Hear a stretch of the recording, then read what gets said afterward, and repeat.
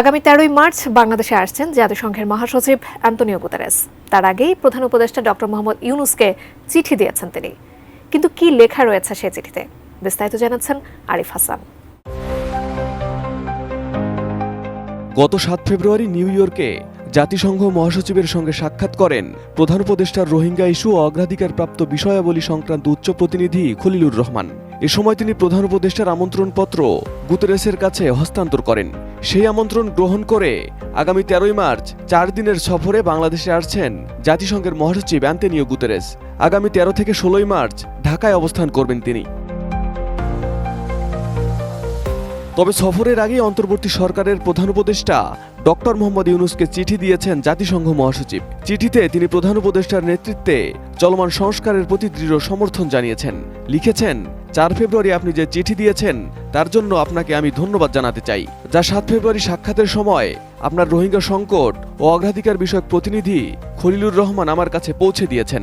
আমি বাংলাদেশের সঙ্গে জাতিসংঘের দৃঢ় সংহতি এবং আপনার নেতৃত্বে সংস্কার প্রক্রিয়ার প্রতি আমাদের সমর্থন পুনর্ব্যক্ত করতে চাই। RICL TMX, যুগের পর যুগ স্থাপনা থাকে মজবুত।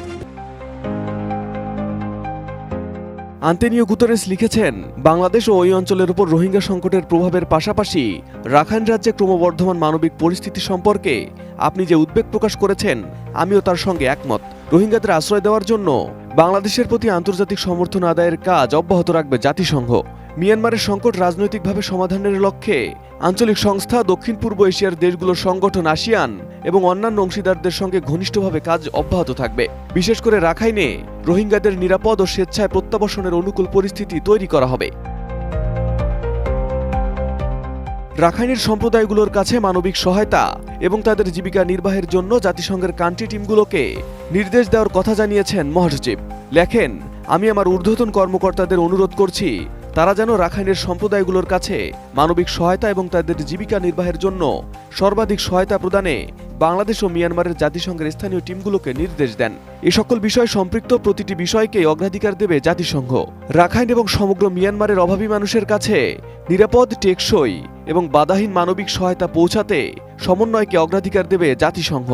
এই অগ্রাধিকারের মধ্যে মিয়ানমারের জন্য জরুরি ত্রাণ এবং আবাসিক ও মানবিক সমন্বয়কারী ইয়াই অন্তর্ভুক্ত থাকবে। চিঠির শেষ অংশে মহাসচিব লিখেছেন, আমি আশাবাদী যে মিয়ানমারের রোহিঙ্গা মুসলিম এবং অন্যান্য সংখ্যালঘুদের পরিস্থিতি নিয়ে উচ্চ স্তরের সম্মেলনটি নতুন করে বিশ্বব্যাপী মনোযোগ আকর্ষণ করবে।